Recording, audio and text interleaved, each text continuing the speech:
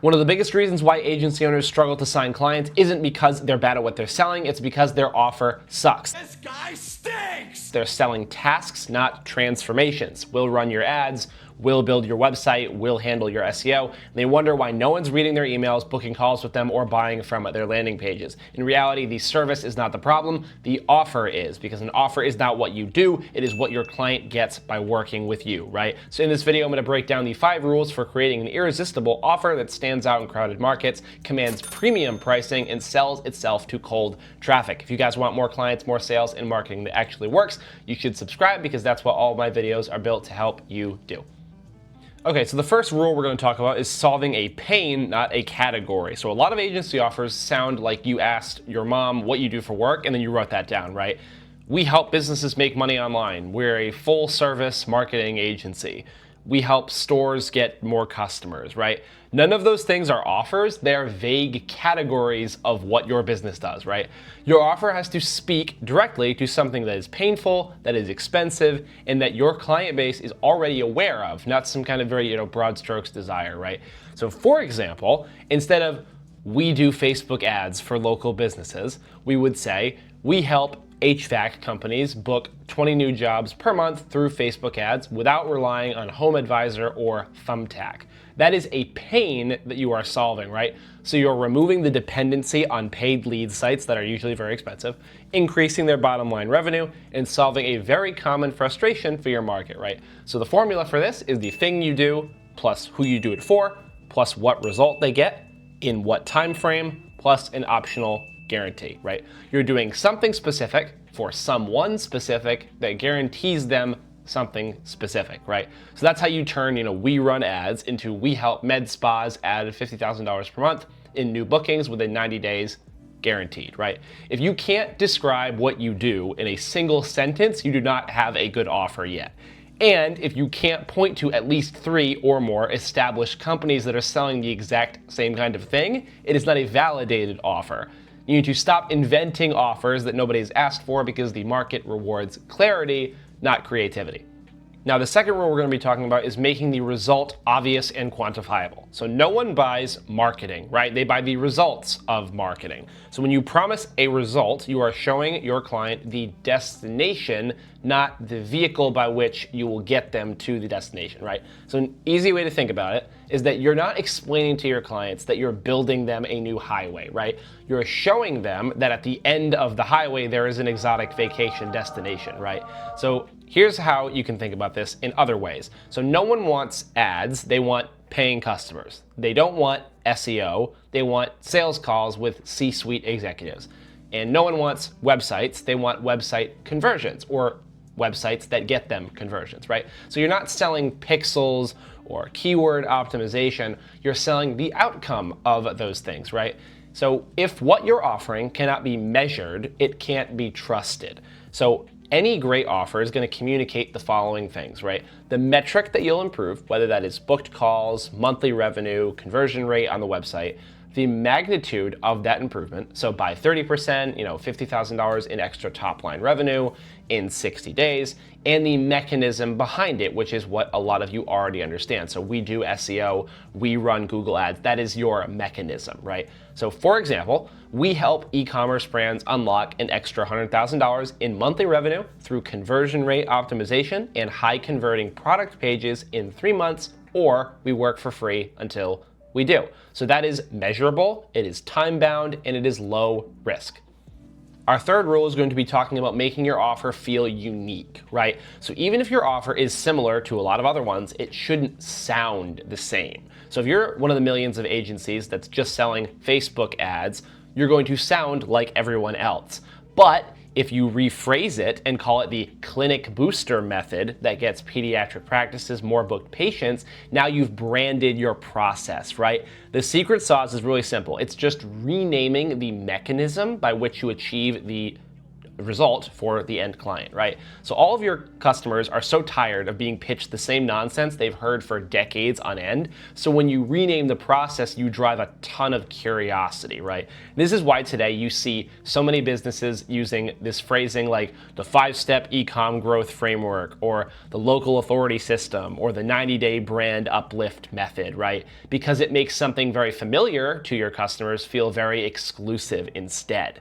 You shouldn't just stop at renaming it though. You need to make sure that this method actually has some structure to it, of course, some kind of repeatable 3 to 5 step process that you can very easily articulate on a sales call. Because structure is what actually creates the confidence in the offer. Because your prospect is not thinking, can they run ads? They're fairly confident that you as a marketing agency can run ads. What they're actually thinking is, does this agency have a good system that's worked for others like me, right? The unique mechanism is what bridges that gap and gets them on the call with you. So even if the underlying service is very standard, the way you package it will make it feel proprietary. Our fourth rule here is going to be a little more technical. It's going to be about picking your complexity. So this is going to revolve around offer theory. So every business is hard, as we know, right? You just have to choose which difficulty you want to engage with, right? So the golden rule is as follows. If you have an offer that is easy to sell, it's probably very hard to fulfill. And if you have an offer that is easy to fulfill, it's probably very hard to sell. So here is an example of that. So lead generation offers are really easy to sell because it's just money in, money out. You pay me, I get you leads, right? But fulfillment for that is absolutely brutal, constant iteration. All the attribution, all the optimization, constant pressure from your clients regarding the quality of said leads. Now, websites and IT services are very easy to fulfill, but they're really hard to sell because you can't just magically create more people that need websites, right? You can only capture the demand for a website or an IT service when somebody is already looking for it, right? Now, both of these paths work. There are millions of businesses that are using both of these paths right now. The problem is when agency owners, see somebody on the other side of the aisle succeeding and they're like, we need to switch our offer, right? And they have no idea that this other business is playing a completely different game. You can't avoid difficulty. You just have to pick which side of the equation that you want your business and service to exist on, right? So you either have a demand generation offer, so you create the demand for it. It is easy to walk up to someone and say, hey, I can get you more leads. I can run ads for you to get you new customers, services that drive revenue. Or you have a demand capture offer. So you are capturing the demand for a service when somebody needs it, right? So website, SEO, cybersecurity, compliance, something of that nature. So you're finding people who realize that they need one of those things and you're intercepting them at that point, right?